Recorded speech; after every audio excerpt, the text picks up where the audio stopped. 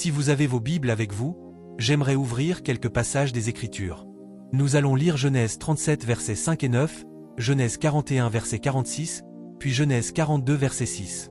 Nous commencerons donc avec Genèse 37 versets 5 et 9. Joseph eut un songe, et il le raconta à ses frères, et ils le haïrent encore davantage. Ils le haïssaient déjà auparavant, alors lorsqu'il eut un songe, ils le haïrent encore plus. Puis il eut encore un autre songe, et il le raconta à ses frères en disant, « Voici, j'ai encore eu un songe. » Donc celui qu'il avait eu auparavant était une phase d'un songe. Celui-ci était une autre phase de ce même songe, parce que les songes viennent par phase. Aucun songe n'est dévoilé totalement d'un seul coup. Il dit, « Voici, j'ai encore eu un songe, et voici, le soleil, la lune et les 11 étoiles se prosternaient devant moi. » Genèse 41 verset 46. Joseph était âgé de 30 ans lorsqu'il se présenta devant Pharaon, roi d'Égypte. Joseph sortit de devant Pharaon et parcourut tout le pays d'Égypte. Genèse 42 verset 6. Lisons cela à haute voix et clairement. Joseph était gouverneur du pays, c'était lui qui vendait du blé à tout le peuple du pays. Les frères de Joseph vinrent et se prosternèrent devant lui, le visage contre terre. Alléluia! La bataille de ton rêve. Je veux partager sur la bataille de ton rêve. Une fois que Dieu forme un homme et ouvre une destinée glorieuse pour cet homme, Dieu implante dans cet homme une impression. Dieu implante dans cet homme une vision. Dieu implante dans cet homme quelque chose. Une fois que Dieu façonne un homme et que Dieu relie cet homme à un grand avenir, entre le façonnement de l'homme et la connexion à ce grand avenir, Dieu implante une impression que l'on appelle un rêve. Lorsque ce rêve est implanté, organiquement, ce rêve attire des confrontations. Organiquement, ce rêve attire des batailles. Et vous savez que la Bible dit dans 2 Corinthiens 4 verset 17, « Car nos légères afflictions du moment présent produisent pour nous. » Que quelqu'un dise, « Pour nous. » Comment une affliction peut-elle travailler pour moi? Comment un défi peut-il travailler pour moi? Comment peux-tu dire que l'affliction travaille pour moi? Dieu dit, tu vois cela comme une affliction, mais le résultat final est en ta faveur. Tu le vois aujourd'hui comme une bataille, mais le résultat final est de te rendre meilleur. Tu le vois aujourd'hui comme un défi, mais ce que ce défi communique et transmet, c'est une destinée exceptionnelle. Est-ce que je parle à quelqu'un ici? Regardez un homme comme Job. Job a traversé toutes sortes de batailles. Les 4 éléments fondamentaux qui renforcent la masculinité d'un homme ont été retirés à Job. Les 4 éléments fondamentaux qui élèvent l'ego d'un homme ont été retirés à Job. Le premier, c'était sa richesse. Avec tout le respect que je dois, un homme sans argent ne vit pas. Vous devez comprendre que sa richesse lui a été retirée. Que vous soyez d'accord ou non, l'argent donne de la couleur à tout le reste. C'est pourquoi la Bible dit que c'est une protection. Est-ce que je parle ici? Donc, la richesse lui a été retirée. Il a tout perdu en un seul jour. La santé lui a été retirée. Monsieur, peu importe combien tu possèdes, si tu es malade, tu es pauvre. Peu importe à quel point tu es riche, si tu n'as pas la santé, tu es pauvre. Peu importe à quel point tu es grand, n'avez-vous pas déjà vu certaines personnes très riches, certaines personnes bénies, certaines personnes extraordinairement et considérablement riches, des personnes qui ont accumulé tellement de richesses, et c'est un petit jeune garçon qui leur dira « Tournez-vous ici, tournez-vous ici. Injection, tournez-vous ici, tournez-vous ici, tournez-vous ici. » Est-ce que je parle à quelqu'un ici? Parce que malgré ta richesse, malgré ce que tu as, la maladie met tout le monde au même niveau. La santé met tout le monde au même niveau. Elle nivelle tout le monde. La santé lui a été retirée. La troisième chose qui lui a été retirée, c'était sa famille. Un homme avec la richesse, un homme avec la santé, mais avec une crise dans sa famille, est un homme qui sera troublé et brisé de cœur. Qu'est-ce que Job avait fait? Job était le produit de 2 éléphants qui se battaient. Dieu et Satan discutaient. On dit que lorsque 2 éléphants se battent, c'est l'herbe qui souffre. Donc Job était l'herbe qui souffrait à cause de 2 éléphants qui se battaient. Est-ce que je communique ici? Est-ce que je communique? Juste une discussion. Job était le résultat final d'une expérience céleste. Essayons et voyons s'il reniera. Il était le résultat final d'un débat céleste.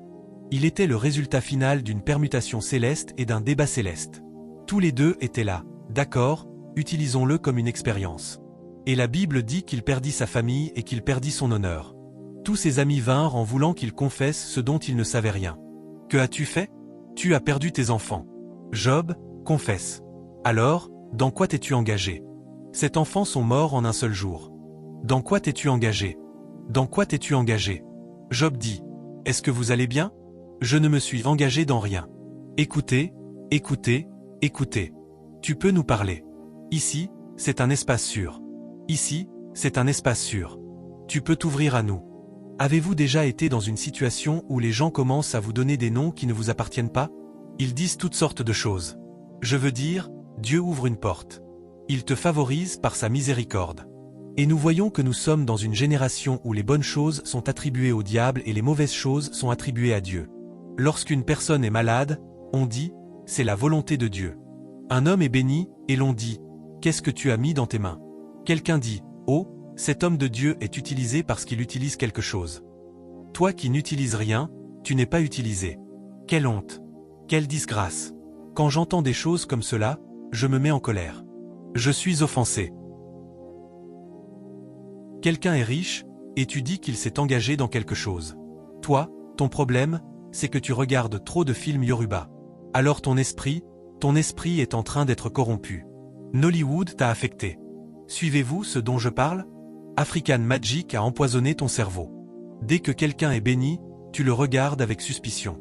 Regardez le frère qui a témoigné l'autre jour. Dieu l'a béni, Dieu a changé son histoire, et un membre de sa famille l'a appelé. Il lui a demandé, « Tes enfants sont-ils tous au complet ?» Il a répondu, « Oui. » Et ton rein? Parce qu'en ce qui les concerne, il faut forcément que...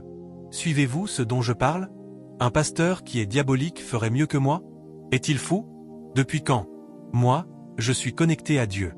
Je passe du temps avec Dieu. Et toi, tu vas au cimetière. Tu vas au lieu d'enterrement. Tu enterres quelque chose dans la terre. Et tu ferais mieux? Comment? La terre appartient au Seigneur. La terre n'appartient pas à Satan. La terre appartient au Seigneur. La terre n'appartient pas aux démons. Est-ce que je communique là? Je prêchais quelque part à Londres et j'ai dit que c'est lorsque vous croyez que ces choses peuvent vous nuire qu'elles vous nuiront. Une femme qui ne connaît pas Dieu faisait défiler Facebook, et quand elle eut terminé, elle vit sa fille là-bas. Elle dit à sa fille, « Je t'ai vu à l'église, chez Sulman. » Elle répondit, « Oui. » Elle lui dit, « Ce qu'il a dit là est vrai. C'est lorsque tu crois que les charmes fonctionneront qu'ils fonctionnent. Lorsque tu en as peur, lorsque tu crois qu'ils fonctionneront, ils fonctionnent. » Est-ce que je communique? Job a perdu son honneur. Il a perdu sa richesse. Il a perdu sa santé. Il a perdu sa famille. Il a perdu son honneur, parce qu'il y avait un plan. La Bible dit que lorsque Job a commencé, dans Job 1 verset 3, il était l'homme le plus riche de tout l'Orient. Mais lorsque Dieu en eut fini avec lui, dans Job 42 versets 12 et 13, il était l'homme le plus riche de toute la terre. Donc, entre l'homme le plus riche de tout l'Orient et l'homme le plus riche de toute la terre, Dieu devait le faire passer par une transition. Si vous lisez le verset 16, la Bible dit qu'après cela, Job vécut 140 ans. Après cette période où tout le monde pensait qu'il allait mourir. Après cette période où tout le monde pensait que c'en était fini de lui. Après cette période où tout le monde pensait que Job était tellement malade qu'il avait des plaies sur la peau. Il ne pouvait pas se permettre d'acheter des médicaments pour prendre soin de lui-même. Il prit un tesson et commença à se gratter la peau. La seule personne qui restait, c'était sa femme. Pourquoi Dieu a-t-il laissé la femme? Dieu a gardé la femme parce qu'après qu'ils eurent perdu tous les enfants, Dieu a gardé la femme. C'était une preuve qu'il pouvait produire encore d'autres enfants. Dieu a gardé la femme parce que Job avait besoin de quelqu'un pour se tenir avec lui dans la foi. Vous savez, il y a toujours quelque chose qui reste. Peu importe ce que tu as perdu, tout n'est pas parti. Il y a toujours quelque chose qui reste. Quand Ruth fut la seule qui restait, quand nous avons perdu le mari, perdu les fils, perdu tout, c'est Ruth qui restait. Il y a toujours quelque chose qui reste. Tout n'est pas parti. Tout n'a pas été totalement enlevé. Arrête de regarder ce que l'ennemi a fait. Concentre-toi sur ce que Dieu a préservé. Concentre-toi sur ce que Dieu a gardé avec toi. Est-ce que je communique ici? Tu traverses quelque chose, tu traverses une douleur dans la vie. Regarde Jésus, le Fils de Dieu. 1 Corinthiens 2 versets 7 à 8. 1 Corinthiens chapitre 2 à partir des versets 7 à 8. La Bible dit, « Nous prêchons la sagesse de Dieu dans un mystère. » Quelle est la sagesse de Dieu dans le mystère? Sagesse que Dieu avait destinée avant les siècles pour notre gloire. Regardez le verset 8. Regardez le verset 8. Regardez la sagesse de Dieu, qu'aucun des princes de ce monde n'a connue. Car s'il l'avait connue, il n'aurait pas crucifié le Seigneur de gloire. La sagesse de Dieu dans un mystère, c'est que dans ta douleur se trouve ton gain. La sagesse de Dieu dans un mystère, c'est que dans ton problème se trouve ta promesse. Il dit que s'ils avaient su. Savez-vous comment Jésus est mort? Il a été crucifié. Frères, regardez-moi. La crucifixion est la mort la plus honteuse. Elle est réservée aux criminels notoires. Quand un membre d'une famille est crucifié, les autres membres de la famille se cachent. Ils baissent la tête, parce que lorsqu'ils marchent dans la rue, les gens se retirent. C'est une mort honteuse. C'est une mort pour des gens déshonorés. Quand tu es crucifié nu. C'est honteux. Ils prennent tes vêtements, ils prennent tout. C'est une mort honteuse, utilisée comme exemple pour tous les autres. Tout voleur potentiel, toute personne qui a le vol en elle, toute personne qui a l'intention de passer par cette même voie, se souvient de cette croix.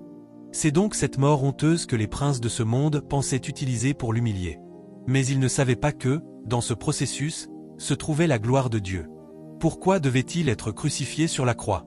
Lorsque tu es crucifié sur la croix, tu es suspendu au-dessus de la terre, entre ciel et terre. Est-ce que je communique? Pourquoi Dieu a-t-il veillé à ce que cela arrive?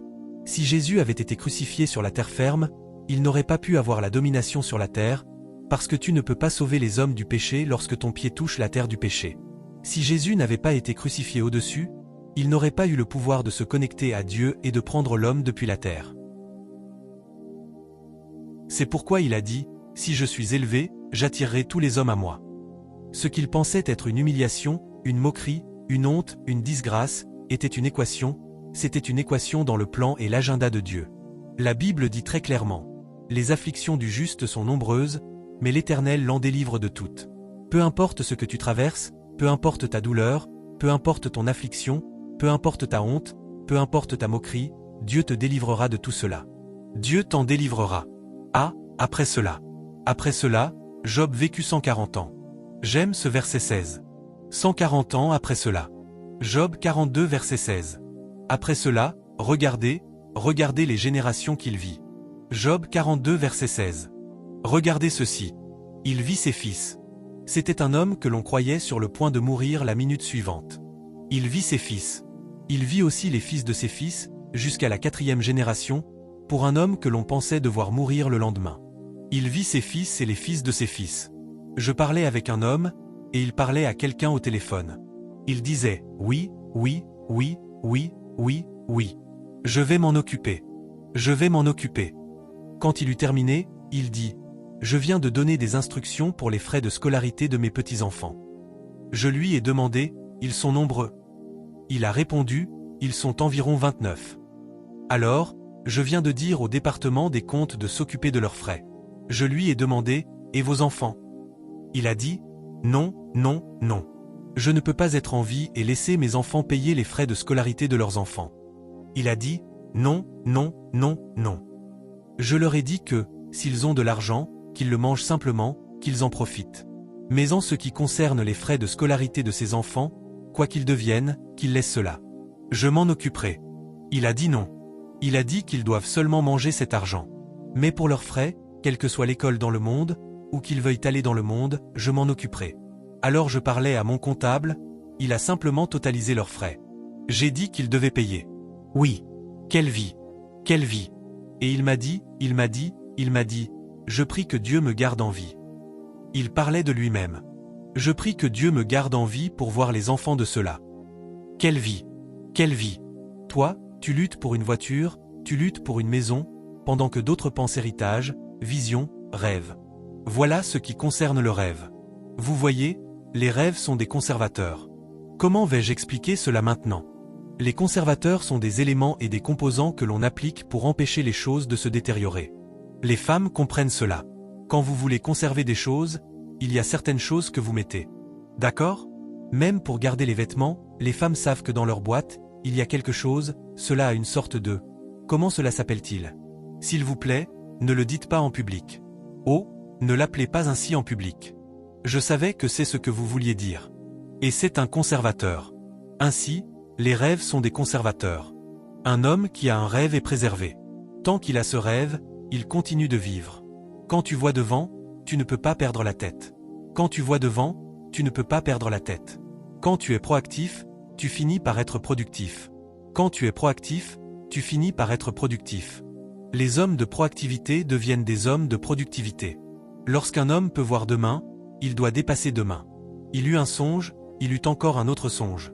À mesure que tu progresses dans la vie, différents angles de ton rêve sont dévoilés. Tu peux avoir un rêve aujourd'hui, et demain, Dieu te montre un autre côté de ton rêve. Beaucoup sont confus. Mais je me suis vu dans un salon. Je pensais que Dieu voulait que j'aie un salon. Puis cette fois, je me suis vu dans un restaurant. Non, l'autre chose que tu as vue est un autre côté de ton rêve. Il a rêvé, puis il a encore rêvé, puis il a encore rêvé, puis il a encore rêvé, puis il a encore rêvé, puis il a encore rêvé. Il a vu le plan de Dieu. Il n'y a pas de promesse sans problème. Chaque promesse de Dieu doit attirer une contestation. Le choix de Dieu est la cible du diable. Monsieur, tout ce que Dieu oint attire Satan. Tout ce qui est oint de Dieu attire la méchanceté. Tout ce qui est oint de Dieu attire la confrontation. Tout ce qui est oint de Dieu attire la guerre. La vie de Joseph nous montre les dangers de la rivalité entre frères et sœurs. Lorsque des gens viennent de la même famille et qu'une personne semble faire mieux que l'autre, et que cette personne se trouve être plus jeune, il y a de la rivalité. Je vous en supplie, si quelqu'un est élevé dans votre famille, célébrez cette personne, parce que l'élévation de cette personne est l'élévation de tous. Même s'ils n'entendent pas ton nom, qu'ils entendent le nom de ta sœur. Tant qu'il s'agit de ta sœur, c'est encore toi, c'est le même sang dans ton système. Tu ne dois pas être en colère parce que Dieu a élevé ton frère, parce que ce frère qui est élevé, c'est moi. Le simple fait que je dise « c'est mon frère » me donne un certain niveau d'honneur. Le simple fait que je dise « c'est ma sœur » me donne un certain niveau d'honneur. Est-ce que je parle à quelqu'un ici? J'ai rencontré une dame une fois, dans une maison d'état particulière. Je lui ai dit « je vous ai vu 5 fois. Je suis venu prier. Chaque fois que je suis en croisade dans cet endroit, le gouverneur m'invite à prier. Je dis que cela fait 5 fois que je viens ici en 2 ans, et je vous ai vu à chaque fois. Qui êtes-vous » Elle a répondu « la sœur du gouverneur. » C'est son propre poste. Sœur du gouverneur, sœur du gouverneur. J'ai dit « serrez-moi la main. » Correct. Il a dit « où serais-je avant que mon frère soit ici? Je vais le protéger. » C'est son propre poste. Ce n'est pas quelqu'un assis quelque part en disant « ils ne m'ont pas appelé ». La faim va te tuer si tu attends qu'un homme qui a été élevé et qui est occupé t'appelle. Quelqu'un qui est occupé, c'est mon frère, il ne m'a pas appelé. Laisse-le rester, laisse-le profiter de son argent. Il va en profiter, monsieur, et rien ne se passera. Vous connaissez votre problème? Dans tous ces films que vous regardez, un homme était riche et un autre homme était pauvre. L'homme riche a oublié l'homme pauvre, puis plus tard l'homme riche est devenu pauvre, et l'homme pauvre est devenu riche. Vous allez vous fatiguer. Quand je grandissais, il y avait des gens qui étaient plus riches que moi. Aujourd'hui, ils sont toujours plus riches que moi. Rien n'a changé. Suivez-vous ce dont je parle? Voilà ce que les films africains ont fait à notre esprit. Alors tu dis, tu ne m'aides pas aujourd'hui. Ne t'inquiète pas. Demain, tu verras ce qui arrivera. Demain, tu verras ce qui arrivera. Monsieur, quand Dieu a béni quelqu'un dans ta famille, étends-toi vers cette personne, sois autour de cette personne. Cela peut être ton petit frère. Ce petit frère peut avoir un comptable qui est plus âgé que toi. Ton petit frère peut avoir quelqu'un de plus âgé que toi qui travaille pour lui. Qu'est-ce qui t'empêche d'être autour de lui? Reste autour de lui. Reste là. Rivalité, possiblement. Joseph a dit, j'ai vu un rêve, et dans ce rêve je vous ai tous vus. Vous êtes devenus des étoiles, parce que j'ai vu 11 étoiles. 11 frères. Je les ai vus se prosterner devant mon étoile. Les frères n'ont entendu que se prosterner. Ils n'ont pas entendu étoile. Ils n'ont entendu que se prosterner. Ils n'ont pas entendu étoile. Ils n'ont pas entendu que, si son propre rêve s'accomplissait, il serait des étoiles dans son rêve. Tout ce qu'ils ont entendu, c'était se prosterner. Comment pourrais-je me prosterner? Monsieur, même si je dois me prosterner, tant que je serai une étoile, je me prosternerai. Oh, personne ne suit ce dont je parle. Un frère et une sœur ne se parlent pas. L'un a été élevé pour devenir une opportunité pour l'autre. Quand Dieu veut élever une famille, il choisit une personne. À travers cette personne, il commence à élever cette famille, il commence à décorer et à annoncer cette famille. Mais la petitesse d'esprit, il ne m'appellera pas. D'accord, voyons maintenant si moi je vais l'appeler. Tu es en train de mourir. Oh, tu n'as pas payé ton loyer. Laisse-moi te rappeler, tu ferais mieux de l'appeler.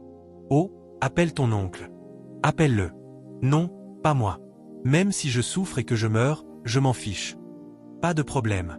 Puisqu'il existe des chaînes qui donnent des prix pour la souffrance, continue. Tu ferais mieux de tendre la main à cette personne qui a été élevée par Dieu. Tends la main à cette personne. Est-ce que je communique ici?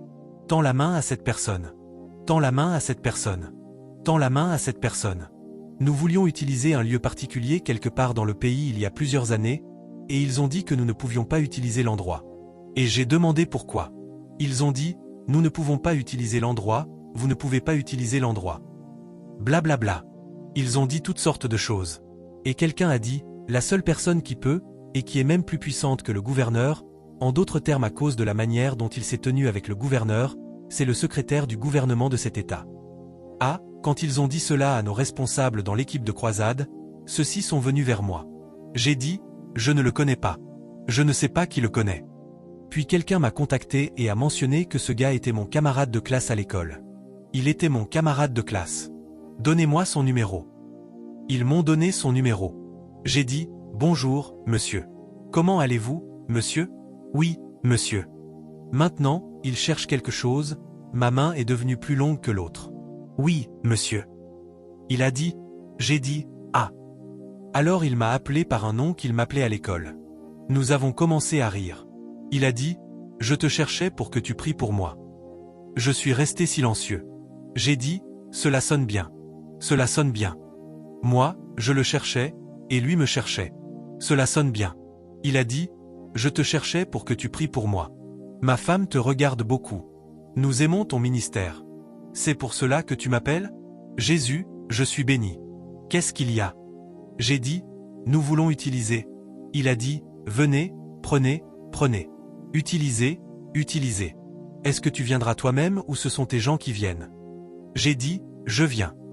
Il a dit, je serai là tout au long. Je serai là. Et les voitures? Vous avez besoin de voitures? Et la sécurité? Vous avez besoin de sécurité? Et ceci? Il a dit, j'amènerai son excellence, j'amènerai tout le cabinet, j'amènerai. Mais moi, j'ai appelé.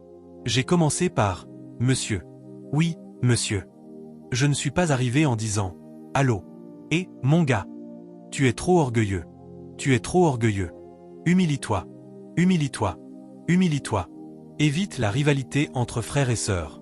La première bataille de ton rêve est la bataille du découragement. Le découragement.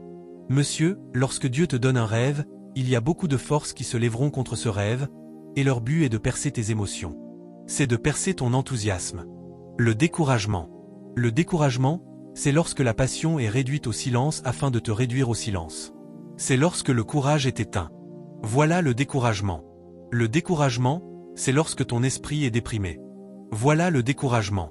Le découragement, c'est le départ de l'enthousiasme. Quand il n'y a plus rien d'enthousiaste, le découragement est entré. Le découragement, c'est l'absence de motivation. Le départ de l'enthousiasme. Tu te regardes toi-même, tu n'as plus aucune raison de pousser davantage. Tu n'as plus de raison. Rien en toi ne te pousse à mettre de la pression sur la vie. Le découragement. Le découragement. Le découragement, c'est lorsque tu es désespéré. Tu es abattu. Le découragement, c'est lorsque tu es affaibli, vidé de ta force. Tu es dissuadé. Le découragement. Dans Josué 1 verset 9, lorsque Josué a repris le manteau, le Seigneur a été très précis en lui parlant. Il dit, je ne t'ai-je pas commandé? Il dit, sois fort et prends courage. En d'autres termes, cette chose que je t'ai donnée, je t'ai dit que tu allais être grand. Mais en avançant, tu verras des choses qui ébranleront ta foi dans cette entreprise, dans cette aventure. Puis-je te supplier? Peu importe le rassemblement que tu verras contre toi, cela ne doit pas affecter ton niveau de courage. Peu importe la conspiration que tu verras, tu dois être courageux. Est-ce que je parle à quelqu'un ici? Le courage n'est pas l'absence de tremblement, c'est la résilience au milieu des tremblements. Ce n'est pas l'absence de secousses, c'est la résonance au milieu des secousses. Shikakobata. Tu vois la confusion, et pourtant tu tiens encore debout. Tu vois des montagnes, et pourtant tu tiens encore debout. Tu vois des obstacles, et pourtant tu tiens encore debout. Tu vois de la résistance, et pourtant tu tiens encore debout. Tu as cette assurance dans ton cœur. Je sais que mon Rédempteur vit. Sois découragé, sois découragé, sois découragé. Certaines personnes s'assoient simplement, commencent à penser à ce qui n'existe pas, puis commencent à pleurer. Une dame, une jeune fille, traversait la route. Elle s'est arrêtée au milieu, les gens klaxonnaient. L'un d'eux est venu, lui a tiré la main et lui a dit, « Si tu veux mourir, va mourir chez toi. Ne nous mets pas dans les problèmes. » Au fait, pourquoi pleures-tu? Quelque chose m'a juste traversé l'esprit. Qu'est-ce qui t'a traversé l'esprit? Alors que je traversais la route, ma mère m'a envoyé maintenant acheter quelque chose. En traversant la route, je pensais simplement que si un véhicule me heurtait maintenant et que quelque chose m'arrivait, est-ce que ma mère pleurerait? Elle est méchante. Elle ne pleurera pas. Rien ne lui est arrivé. Rien ne lui est arrivé. Elle pense que si quelque chose arrivait, quelle inquiétude inutile. Avez-vous déjà vu des gens qui s'inquiètent de ce qui n'existe pas, de ce qui ne peut pas arriver? Et si, pendant que je suis juste, et si, ce que tu crains, c'est ce que tu attires. C'est la vérité. Ce que tu crains, c'est ce que tu attires. Et c'est pourquoi tu dois faire attention à ce que tu entends, parce que ce que tu entends peut affecter ce que tu crains. Quand des gens discutent de maladies et d'affections autour de toi, s'il te plaît, monsieur, tu n'es pas en faculté de médecine. Ferme tes oreilles. As-tu entendu parler de la dernière maladie? Es-tu médecin? Que veux-tu savoir? Les dernières maladies sont pour les médecins, ils les connaissent afin de pouvoir chercher le remède et naviguer vers la guérison. Ce que tu ne peux pas guérir, pourquoi veux-tu le savoir? Il y a une nouvelle maladie qui vient de sortir. Tu dis, dis-moi. Ils disent, quand elle arrive, le nez de la personne a une certaine manière de. Tu commences à regarder ton nez. Et il y en a une autre qui commence normalement par un bouton, et le bouton se trouve sur le côté de l'oreille. Pendant qu'il parle, ta main est déjà en train de partir vers ton oreille. Ah, quel côté de l'oreille? En fait, c'est autour de l'extérieur. Et comment se sent-on? Et cela affecte aussi la jambe droite. La jambe commence à trembler. Vérifie. Tu es en train d'apprendre des procédures. Vous voyez, personne ne peut le voir s'il ne le pense pas. Personne ne peut le prendre s'il ne le pense pas. Si tu ne penses pas à la maladie, tu ne peux pas finir malade. Si tu ne penses pas à l'affection, tu ne peux pas finir affecté. Si tu ne penses pas à l'infirmité, tu ne peux pas finir infirme. Les batailles sont réelles, mais chaque bataille vient vérifier ton niveau de courage. Chaque confrontation vient vérifier si tu abandonneras. Joseph a vu ses propres frères. Il n'y a rien d'aussi secouant et douloureux que lorsque ton propre sang se lève contre toi. Si des ennemis te combattent, c'est compréhensible. Mais lorsque ton propre sang se lève, il ne cherche pas seulement à te tromper, il cherche à t'enterrer. Un homme était en train d'être enterré vivant. Les frères de Joseph, personnellement, je les crains. Demandez-moi pourquoi. Demandez-moi pourquoi. Les frères de Joseph ont menti à leur père en disant qu'un animal avait dévoré Joseph. Ils ont tué un animal, ils ont frotté son manteau avec du sang, et pendant 13 ans, ils ont tous maintenu ce mensonge. Aucun n'a trahi l'autre. Je crains ces gars. Ils se sont réunis, personne n'a trahi. Ils ont été loyaux entre eux au point de garder un mensonge. Personne n'a dit à sa femme, qu'il aurait ensuite dit à la coépouse.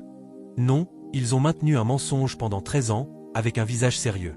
C'est pourquoi le père ne pouvait pas croire lorsqu'ils ont dit que Joseph était maintenant Premier ministre. Il a dit, « Voyez comment. Je suis sûr qu'il faisait même des anniversaires de commémoration de sa mort. » Ils ont tout fait pour que l'esprit du père se détache de lui. Ils ont maintenu ce mensonge. Vous savez, cela signifie que lorsque vos gens pensent que Joseph a simplement pardonné à ses frères lorsqu'il les a vus. Non, il les a d'abord mis en prison. Est-ce qu'il leur a fait mal? Oh, c'est ce qu'on vous a enseigné? Qu'il a juste vu ses frères, qu'il a simplement pleuré sur eux et les a laissés partir? C'est bon. Oh, ne vous inquiétez pas. Dieu, il les a d'abord mis en prison. 3 jours, sans nourriture. Avant de regarder, il a dit, « Je crains Dieu. Je crains Dieu. » Dans le livre de Genèse, je pense au chapitre 42 ou quelque chose comme cela, il les a mis en prison pendant 3 jours. Après cela, il a dit, « Je crains Dieu. » La chose l'avait atteint. Ses propres frères répétaient et pratiquaient sa mort. Retournez au verset 17. Retournez au verset 17. Lisons ensemble. 1, 2, allez. D'accord. Allez au verset 16. Attendez, attendez. Verset 16, afin que vous ayez le bon contexte. Envoyez l'un de vous chercher votre frère, et vous, vous resterez prisonniers, afin que vos paroles soient mises à l'épreuve et que l'on sache s'il y a de la vérité en vous. Sinon, par la vie de Pharaon, vous êtes certainement des espions. Vous savez ce qu'il faisait? Il se vengeait d'eux. 1, 2, allez. Il les mit tous ensemble dans quoi? 3 jours. Verset 18. Joseph leur dit le 3e jour, « Faites ceci, et vous vivrez, je crains Dieu. » La chose l'avait touché. Donc tu penses que le pardon, c'est une perte de mémoire. Le pardon n'est pas une perte de mémoire. Quand les gens te blessent et que tu réagis, tu es simplement humain. Tu n'es pas un pécheur. Mais ne pousse pas ton action au-delà de cette limite. Ne pousse pas ton action plus loin que cela. Certaines personnes disent « Tu m'as offensé ». J'essaie de réagir. Et elles te demandent « N'es-tu pas chrétien ?» Toi qui l'as fait, tu ne savais pas que j'étais chrétien avant de le faire? Tu m'offenses en tant que pasteur, je prends des mesures, et tu dis « Ah, pasteur, pourquoi ne peux-tu pas laisser cette affaire à Dieu ?» Est-ce que toi, tu m'as laissé à Dieu avant de m'offenser? Dans cette affaire-ci, Dieu n'est même pas impliqué. La Bible dit que les cieux des cieux sont à l'Éternel, mais la terre, il l'a donnée au Fils de l'homme. Quelqu'un t'insulte sur les réseaux sociaux, et tu ne devrais pas répondre? Dieu n'a pas de compte Twitter. Dieu n'utilise pas Facebook. Cela appartient aux hommes. Parlons comme des hommes. Laisse Dieu en dehors de celle-ci. Dieu n'utilise pas Instagram. Dieu ne. Quel est le compte Instagram de Dieu? Tu m'insultes sur Instagram, je t'insulte aussi. Nous sommes tous les deux. C'est une joute verbale. On appelle cela une joute verbale. Alors ne mêle pas ma religion à cela. Apôtre, n'es-tu pas un enfant de Dieu? Tu m'insultes? Et toi, n'es-tu pas un enfant du diable? Pourquoi m'insulterais-tu? Les gens te manipulent, te font douter de toi-même, et toi tu trembles. Ils te manipulent et tu penses que c'est de la spiritualité. Jésus regarda Hérode, plutôt, et dit, « Allez dire à ce renard. » Vous savez ce qu'est un renard? Un renard, c'est un chien fou. Quelle insulte est plus forte que celle-là? Il a dit, « Laissez-moi aller parler à ce renard, à ce chien fou. » Est-ce que je communique ici? Oui, monsieur. Les gens profitent de ce qu'ils appellent la religion pour opprimer les gens et leur fermer la bouche. Et beaucoup d'entre vous en êtes victimes. Quelqu'un lance des pics contre toi, t'humilie, et il dit que tu ne dois pas répondre. Tu ne dois pas répondre. Monsieur, les réponses ne sont pas le problème. C'est quoi? C'est la manière dont tu réponds. Est-ce que je vous dis quelque chose ici? Vous savez ce que Jésus a dit? Il dit, « Accorde-toi promptement avec ton adversaire pendant que tu es en chemin avec lui, de peur qu'il ne te livre au juge. » Il n'a pas dit qu'il ne devait pas te livrer. Il dit, « Règle l'affaire, sinon ils te livreront. » Donc il est très important de ne pas permettre aux gens de te manipuler, de te faire te sentir impuissant, de te rendre incapable. Et certains d'entre vous qui me regardent maintenant, le seul problème que vous avez, c'est que tout vous atteint. C'est cela, le découragement. Mais que voulez-vous dire, papa? Ne savez-vous pas que je suis très émotionnel? Tout atteint. Tu pleures. Quelqu'un fait quelque chose, tu es brisé. Quelqu'un fait quelque chose. Tu dois t'endurcir. Tu dois t'endurcir. Matthieu 5 verset 25. Accorde-toi promptement avec ton adversaire, pendant que tu es en chemin avec lui, de peur que ton adversaire ne te livre au juge, que le juge ne te livre à l'officier de justice, et que tu ne sois mis en prison. Il n'a pas dit que l'adversaire a tort. Il dit seulement, mets-toi d'accord, sinon tu finiras en prison. Fais la paix. J'aimerais parler à quelqu'un ici. C'est très important. Mon contexte est que, parmi nous tous, il n'y a personne qui veut devenir de l'or sans passer par le feu.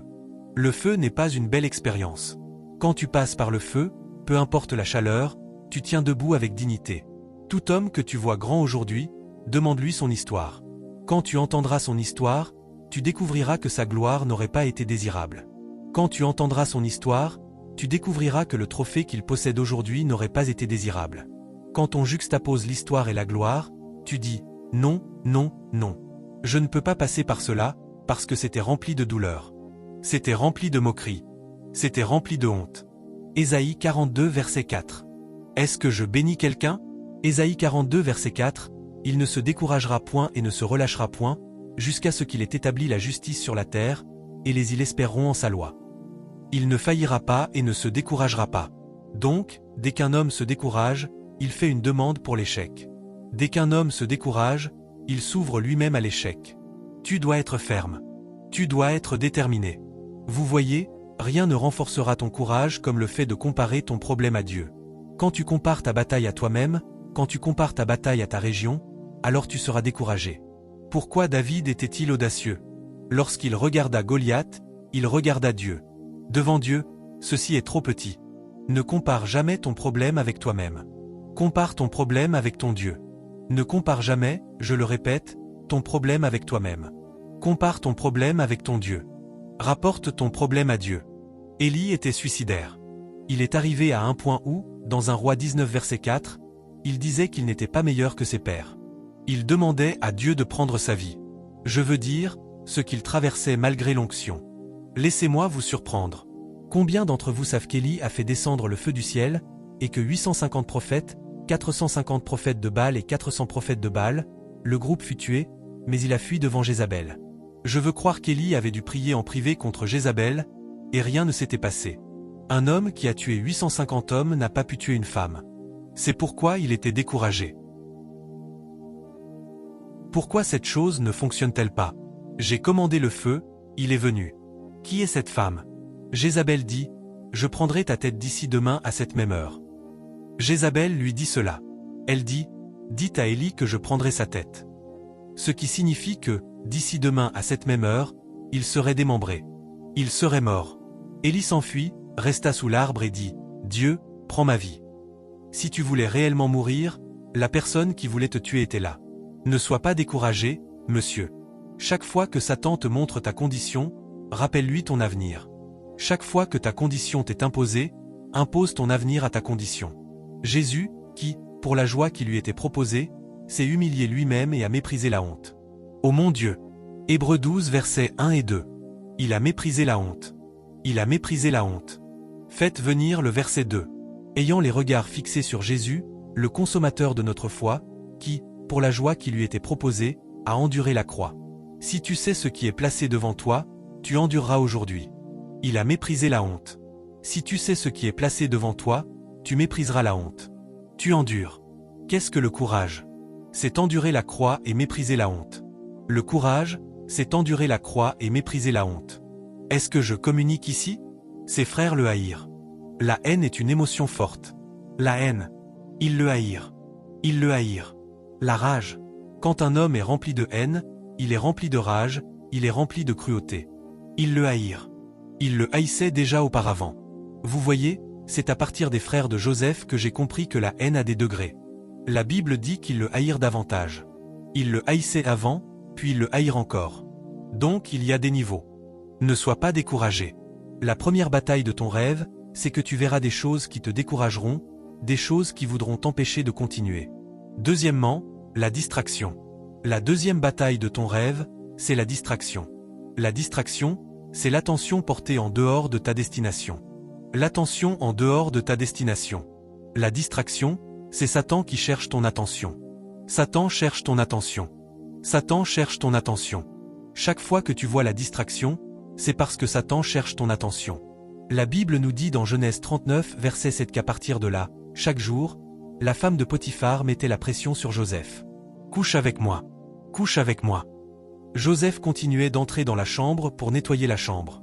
Après ces choses, la femme de son maître porta les yeux sur Joseph et dit, « Couche avec moi. » Apportez d'autres traductions. Voyons cela.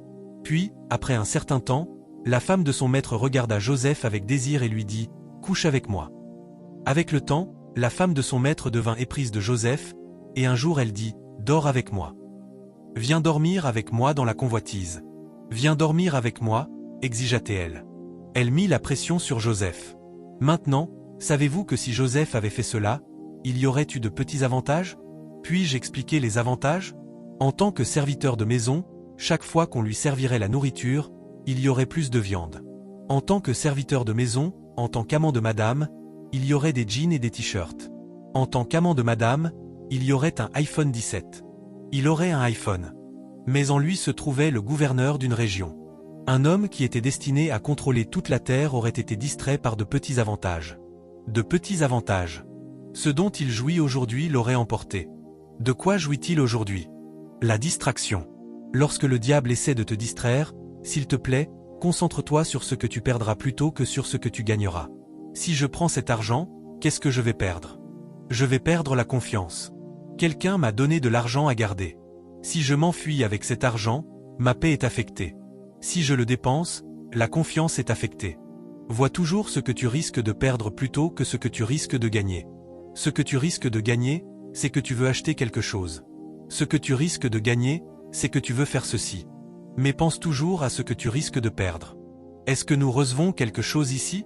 Souviens-toi toujours de ce que tu risques de perdre. Tu prends le téléphone de quelqu'un, qu'est-ce que tu risques de perdre? Pourquoi devrait-on te mettre un pneu autour du cou à cause d'un chargeur que tu as volé? Toujours, chaque fois que tu examines cela, dis-toi. Voilà ce que je risque de perdre, et non ce que je risque de gagner. Il y a des gens qui ne peuvent pas marcher librement. En es-tu conscient? Il y a des gens qui vivent maintenant cachés à cause de quelque chose qu'ils ont fait il y a des années. Ils vivent cachés. Il y a des gens qui ne peuvent pas entrer dans certains endroits avec assurance. Il y a des jeunes femmes qui ne peuvent plus rester dans certains quartiers parce que plus de 5 filles sont venues chez elles pour les battre. Plus de 5 personnes sont venues chez elles et les ont battues parce qu'elles ont pris le petit ami de l'une d'entre elles. Alors elles sont venues, un ministère en 5 volets, elles l'ont poncé comme du papier de verre, elles lui ont enlevé ses vêtements et elles ont filmé cela. Maintenant elle a honte.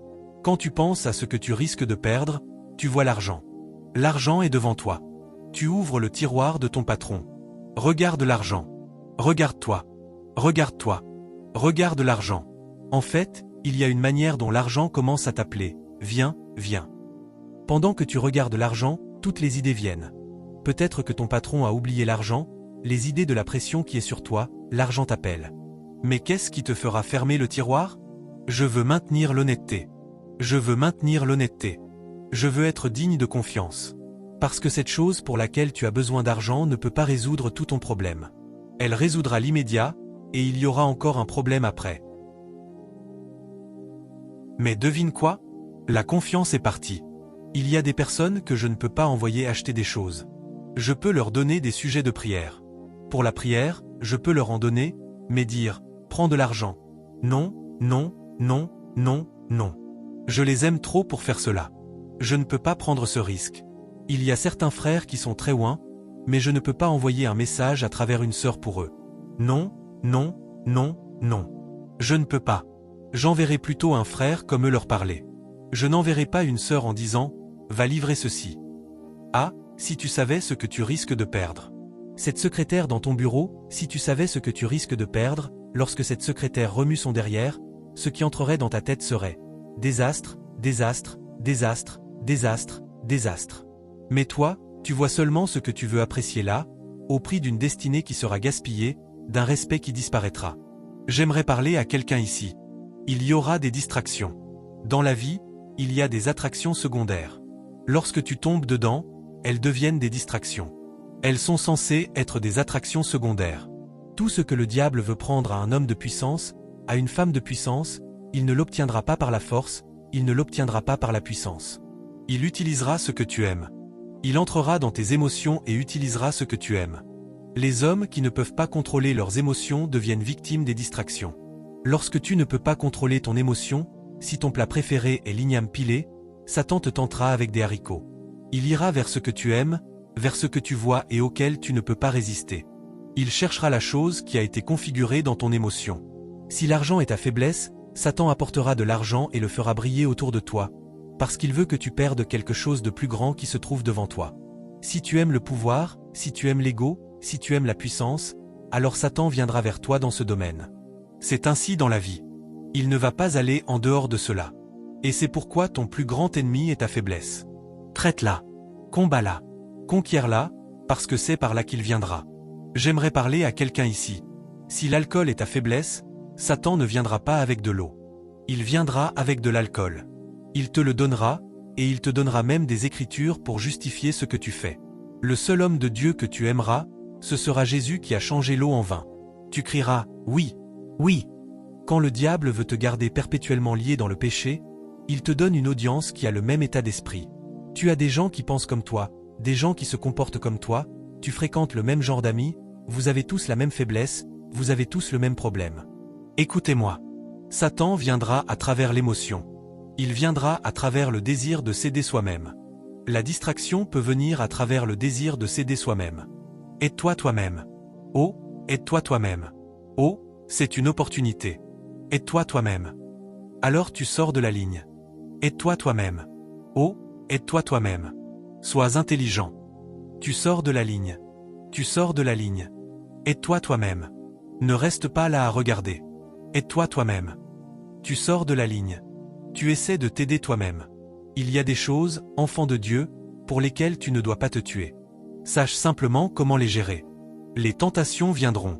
Tu verras des choses, et le diable te dira, aide-toi toi-même. Tu es en train de mourir dans cet endroit local. Voici une opportunité de devenir riche.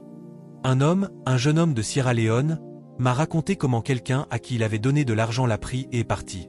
Il a dit, Je suis allé aux États-Unis. Tout le monde dit, je souffre parce qu'il est aux États-Unis. J'ai dit, il n'ira pas loin. Un héritage peut être acquis à la hâte au commencement, mais sa fin ne sera pas bénie. Proverbe 20 verset 21. Jérémie 17 verset 11. Comme une perdrix qui couve des œufs qu'elle n'a pas pondus. Le jeune homme a appelé pour qu'on lui dise de bien vouloir lui pardonner. Il est en prison en Amérique. Sois prudent lorsque tu vois des distractions. La distraction, c'est Satan qui cherche ton attention.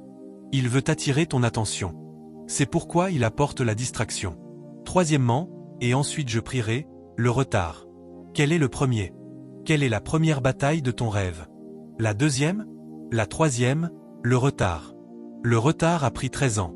Le retard est une fonction à la fois de la distraction et du découragement. Lorsque tu es découragé, tu es distrait. C'est alors que l'ennemi peut sponsoriser le retard. Le retard de ce rêve. 13 ans, monsieur. Celui qui doit venir viendra. Ce que Dieu a dit arrivera. Peu importe la conspiration de Satan et la manière dont il essaie de voler ton calendrier. Ce que Dieu a dit qui doit s'accomplir doit s'accomplir. Le retard est un étirement dans le temps entre l'attente et la manifestation. Un étirement, un espace dans le temps entre l'attente et la manifestation. Monsieur, tu dois traiter le joug du retard, parce qu'un miracle retardé est une moquerie prolongée. Un miracle retardé est une moquerie prolongée. Quand le miracle d'un homme est retardé longtemps, il y a de la moquerie. Mais l'ennemi a ajouté 30 ans pour en faire 430. Donc pendant 30 ans, ils ont été davantage retardés. 30 ans, c'est assez long pour qu'un garçon devienne un homme. 30 ans, c'est assez long pour qu'un étudiant de premier cycle grandisse, non seulement jusqu'au doctorat, mais jusqu'au niveau professoral. 30 ans, c'est assez long pour qu'une fille devienne mère d'un enfant. 30 ans ont été gaspillés, et ce n'est pas étonnant que la Bible dise dans Psaume 90 verset 14 « Rassasie-nous chaque matin de ta bonté. Toute personne sous le son de ma voix. » Tout ce qui a retardé ta manifestation, tout ce qui a retardé ton élévation, tout ce qui a retardé ton prochain niveau, que cette chose s'écroule. Tout retard contre ton rêve, tout retard contre ton avenir, tout retard contre ton prochain niveau, tout retard contre le dessein de Dieu pour ta vie. Dieu a dit quelque chose à ton sujet, mais l'ennemi l'a retardé. Dieu a dit quelque chose à ton sujet, mais l'ennemi l'a combattu. Écoute-moi, et écoute-moi bien. Pendant que tu dis Amen, ce retard est brisé. Ce retard est brisé. Ce retard est brisé. Ce retard est brisé. Toute personne sous le son de ma voix, écoute-moi, et écoute-moi bien. Le Dieu du ciel est sur le point de te donner la vitesse. La vitesse dans ta vie, la vitesse dans ton mariage, la vitesse dans ta santé, la vitesse dans ta profession, la vitesse dans ta carrière. Cela a pris 13 ans pour Joseph, mais ce que Dieu avait dit s'est accompli. Ce que Dieu a dit à ton sujet, je le vois s'accomplir. Je le vois s'accomplir. Je le vois s'accomplir. Levez-vous.